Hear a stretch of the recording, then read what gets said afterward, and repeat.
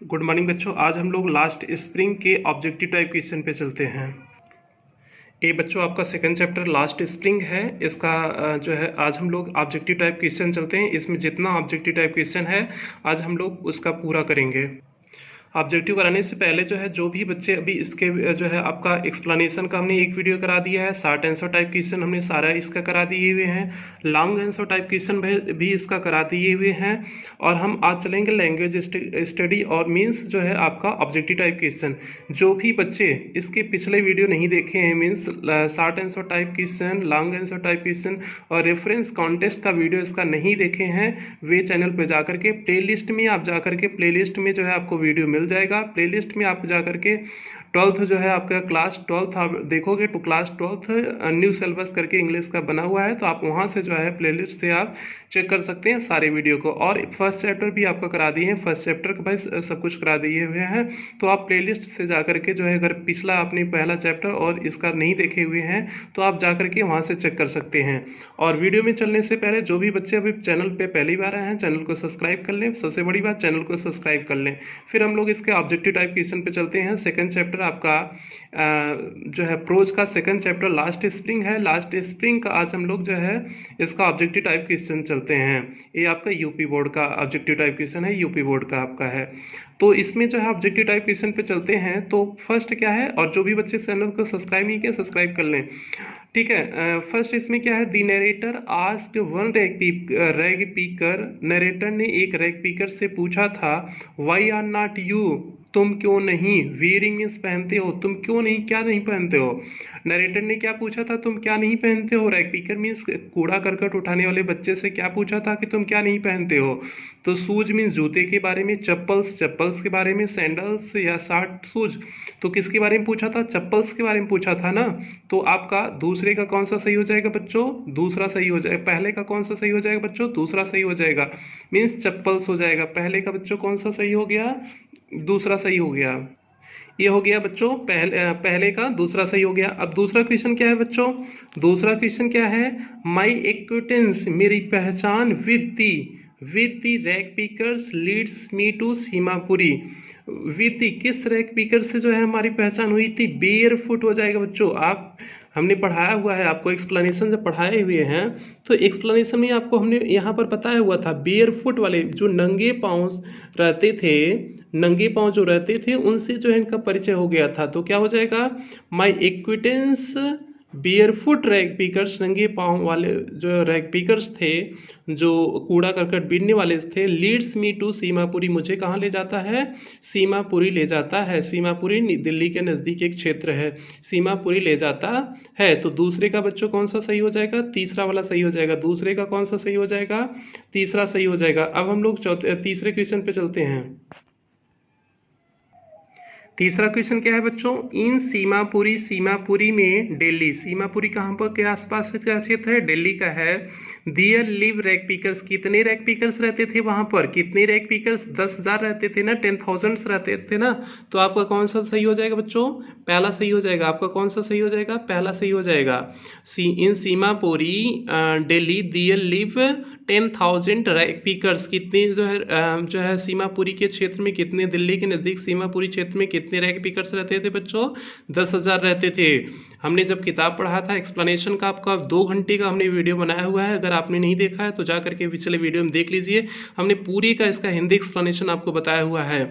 तो क्या हो जाएगा, इन सीमापुरी दिल्ली दियर लिव 10,000 रैग पीकर्स, कितने रैग पीकर्स रहते थे बच्चों, 10,000 रहते थे। तो ये हो गया तीसरे का पहला हो जाएगा। चौथा क्वेश्चन बच्चों हम लोग चलते हैं चौथे क्वेश्चन पे। वेरी पर दे फाइंड फूड, वे जहाँ पर भोजन पा जाते थे, दी पिच देयर टेंट्स, वे अपने टेंट को लगा लेते थे, दैट बिकम्स होम्स, वह उनका कैसा घर होता था, अस्थाई घर होता था ना बच्चों। तो permanent, temporary, new, transit, transit होता था बच्चों, ट्रांजिट होता था। ट्रांजिट आपका हो जाएगा, ट्रांजिट मीन्स क्या होता है, अस्थाई होता है। टेम्पोरेरी मीन्स भी अस्थायी होता है, लेकिन यहाँ पर ट्रांजिट वहाँ पर वर्ड दिया हुआ था, इसलिए हम ट्रांजिट यहाँ पर लगाएंगे। तो चौथे का कौन सा हो जाएगा बच्चों सही? चौथा हो जाएगा। ट्रांजिट वहाँ देने की वजह से हम लगाएंगे, नहीं तो टेम्पोरेरी भी लगा सकते थे। तो क्या हो जाएगा? Wherever they find food they pitch their tents that become transit homes, अस्थायी जो उनका घर होता था। अब हम लोग चलते हैं पांचवें पे बच्चों, चलते हैं पांचवें पे चलते हैं। पांचवा क्या है आपका? साहेब से, साहेब कहता है आई समटाइम्स फाइंड अ रूपी, मैं कभी कभी क्या पा जाता हूँ? 1 रुपये पा जाता हूँ। इवन अ 10 रुपी नोट, यहाँ तक कभी कभी वह कितना रुपए का नोट पा जाता था? 10 रुपए की भी नोट पा जाता था। तो आपका ऑप्शन नंबर कौन सा सही हो जाएगा? 2 सही हो जाएगा। पांचवें का कौन सा सही हो जाएगा बच्चों? दूसरा सही हो जाएगा। जो है साहेब कहता है कि मैं कभी कभी 1 रुपये पा जाता हूँ और कभी कभी कितने रुपए मिल जाता है मुझे? 10 रुपये भी मिल जाता है, 10 रुपी नोट भी मिल जाता है। तो आपका पांचवें का दूसरा सही हो जाएगा।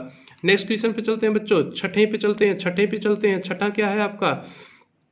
Eight milk booth, milk booth पे साहब वाज पेड, साहब को कितना रुपए दिया जाता था? Rupees and all his meals, और उसका भोजन दिया जाता था। मीन्स साहब को कितना रुपए और सभी मील, मीन्स सुबह शाम दोपहर उसे भोजन मिलता था। तो कितना उसे चुकता किया जाता था बच्चों? कितना चुकता किया जाता था? 800। कौन सा कितना हो जाएगा? 800 हो जाएगा। एट मिल्क बूथ साहब को, साहब वाज पेड 800 रुपीज़, 800 रुपये दिया जाता था और उससे सभी मिल्क का टाइम, सभी समय का भोजन दिया जाता था। तो छठे का कौन सा सही हो गया? तीसरा सही हो गया। अगले पे चलते हैं। Every other family in Firozabad is engaged in making, Firozabad में प्रत्येक परिवार किसमें बनाने में व्यस्त था? बैंगल्स बनाने में व्यस्त था ना। फिरोजाबाद के सभी लोग क्या बनाते थे? मुकेश की फैमिली यहाँ की थी, तो क्या बनाते थे? बैंगल्स मीन्स चूड़ियाँ बनाते थे। फिरोजाबाद के सभी व्यक्ति कहाँ किसमें बिजी थे? बैंगल्स बनाने में, चूड़ियाँ बनाने में।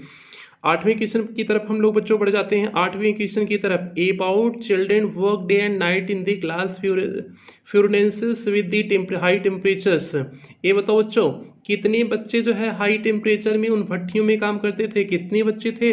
लगभग 20,000 बच्चे थे ना जो है बालक, 20,000 बच्चे थे ना भट्टियों में काम करते थे, जहाँ पर उच्च तापमान रहता था। तो ग्लास की भट्टियों में जो है उच्च तापमान जहाँ रहता था, कितने बच्चे काम करते थे? 20,000 हो जाएगा। तो आपका कौन सा सही हो गया बच्चों? दूसरा सही हो गया। नेक्स्ट चलते हैं। नेक्स्ट क्वेश्चन नंबर 9 की तरफ हम लोग बढ़ जाते हैं। क्वेश्चन नंबर 9 की तरफ बढ़ जाते हैं। क्वेश्चन नंबर 9 क्या कहता है? एज कस्टम डिमांड्स, जैसे कि रीति रिवाज मांग करती है, डॉटर्स इन लॉ मीन्स पुत्री या पुत्रवधू मस्ट वेल दियर, अपनी घूंघट को अवश्य पहनती थी। बिफोर मेल एल्डर मीन्स पुरुष के सामने, किस to their, to the veil their means घूंघट किसके लिए पहनती थी? किस चीज़ के लिए? वेल मीन्स ढकने, किस चीज़ को ढकने के लिए? अपने चेहरे को ढकने के लिए। आइस मीन्स आंख को ढकने के लिए। हेड सर को ढकने के लिए, बॉडी को ढकने के लिए, या फेस से? तो चेहरे के ढकने के लिए जो है स्त्रियां जो है घूंघट पहनती थी ना, अपने घूंघट को ओढ़ती थी। क्यों ओढ़ती थी? एज कस्टम डिमांड, जैसे कि रीति रिवाज मांग करती है। डॉटर इन लॉ मीन्स वधू मस्ट वेल दियर, अपनी घूंघट को अवश्य पहनती है। बिफोर मेल एल्डर्स मीन्स किसके लिए? अपने चेहरे को ढकने के लिए ना। तो कौन सा सही हो जाएगा बच्चों? चौथा सही हो जाएगा। फेसेस सीधे लाइन आई हुई है, हमने आपको पढ़ाया हुआ है, सीधे लाइन आई हुई है और हमने एक एक शब्द को आपको वहां पर एक्सप्लेन करके बताए हुए हैं। आगे चलो। बैंगल सिंबलाइज, बैंगल्स में चूड़ियाँ जो है प्रतीक हैं। एंड इंडियन वुमेन, एक भारतीय स्त्री के अस्पसियस इन मैरिज, अस्पसियसनेस इन मैरिज में शुभ होता है, इन मैरिज में शादी में। तो bangles symbolize in Indian womens, भारतीय स्त्रियों की किसकी प्रतीक होती हैं? बैंगल्स सुहाग की प्रतीक होती है ना। इसीलिए जब किसी का हस्बैंड मर जाता है तो चूड़ियाँ जो है निकाल दी जाती हैं, तोड़ दी जाती हैं। तो आपका क्या हो जाएगा? भारतीय संस्कृति के सुहाग, स्त्रियों के सुहाग के प्रतीक हैं। चूड़ियाँ किसकी प्रतीक हैं? स्त्रियों के सुहाग की प्रतीक हैं। सीधे उसमें लाइन यूज हुई है, ये अपने मन से हम नहीं बता रहे हैं, ये लाइन उसमें यूज हुई है, यहाँ से हम बता रहे हैं। और हमने आपको पूरा एक्सप्लेनेशन 2 घंटे की वीडियो बनाई हुई है। अगर आपने वीडियो नहीं देखा है, आप जा करके 2 घंटे का पूरा चैप्टर हमने अच्छे से एक्सप्लेन किया हुआ है, आपका एक एक शब्द की वर्ड मीनिंग बताए हुए हैं। तो आप जा करके जो है प्लेलिस्ट से आप वीडियो चेक कर सकते हैं। ठीक है, प्लेलिस्ट में जो है आपका क्लास 12 करके आपका एक ग्रुप बना हुआ है, उसमें से आप जो है चेक कर सकते हैं। ठीक है, क्वेश्चन नंबर 11 पे आते हैं। The narrator asked a group of young man, narrator ने पूछा जो है a group of young man, नौजवान व्यक्तियों के समूह से, why not you organise yourself in dot dot dot, आप लोग क्यों नहीं संगठन बना लेते हो, मीन्स सहकारी समितियां बना लेते हो। सहकारी समिति के लिए बात की गई थी ना, तो सहकारी समिति के लिए बात की गई थी, तो किसकी बात की गई थी, कोऑपरेटिव की। किसकी बात की गई थी, कोऑपरेटिव की बात की गई थी। तो क्या हो जाएगा बच्चों, 11वीं का बी वाला हो जाएगा। The narrator asked a group of young man why not organize yourself in a cooperative हो जाएगा। कि दो क्वेश्चन, दो ऑब्जेक्टिव टाइप क्वेश्चन दो बच्चों और बचा हुआ है, फिर हम लोग इसे यहीं पर खत्म करेंगे। तो दो बचा हुआ है, तो क्वेश्चन नंबर 12 पे आ जाते हैं। There is no dot dot among them, उनमें से कोई ऐसा नहीं था, no one who can could help them see think differently, न तो कोई ऐसा था जो भिन्न भिन्न प्रकार से विचार करने में उनकी मदद कर सके।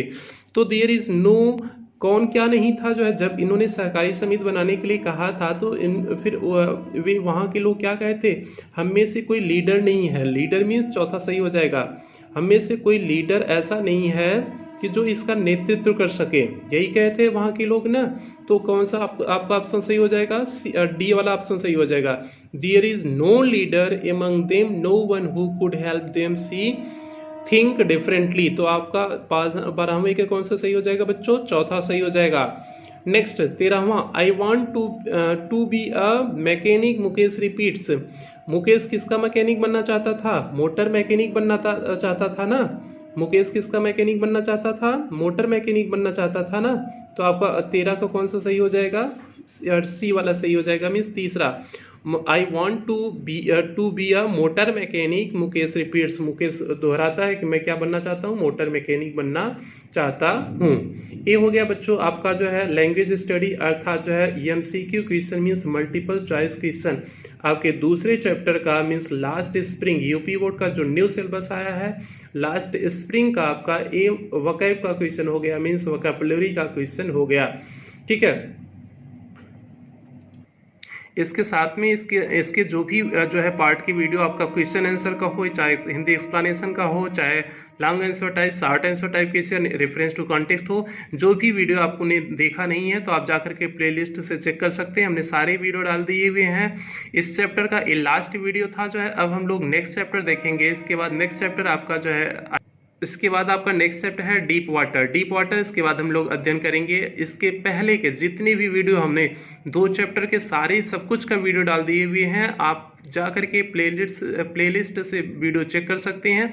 हमने सारे वीडियो डाल दिए हुए हैं। अब अगला जो है वीडियो पड़ेगा डीप वाटर का, मीन्स आपका इसका जो है नेक्स्ट वीडियो पड़ेगा रेफरेंस टू कॉन्टेक्स्ट से लेकर के इसका हिंदी एक्सप्लेनेशन से लेकर के आप डीप वाटर का हम लोग चलेंगे। इसके पहले अगर आपने वीडियो नहीं देखा है, सारी वीडियो जाकर के प्लेलिस्ट से आप चेक कर सकते हैं, सारे वीडियो आपको मिल जाएंगे। अब दो चैप्टर तक अच्छे से एकदम समाप्त कर लें, फिर हम लोग तीसरे चैप्टर की तरफ बढ़ते हैं। और हाँ, जो भी बच्चे अभी भी वीडियो को लाइक नहीं किए, वीडियो को लाइक कर दें, चैनल को सब्सक्राइब कर लें। यदि आपने पहली बार चैनल पे आए, चैनल को सब्सक्राइब कर लें और शेयर करें, और सभी बच्चों में शेयर करें, सभी 12th के बच्चों में शेयर करें। फिर मिलते हैं नेक्स्ट वीडियो में बच्चों, तब तक ले टेक केयर, बाय बाय।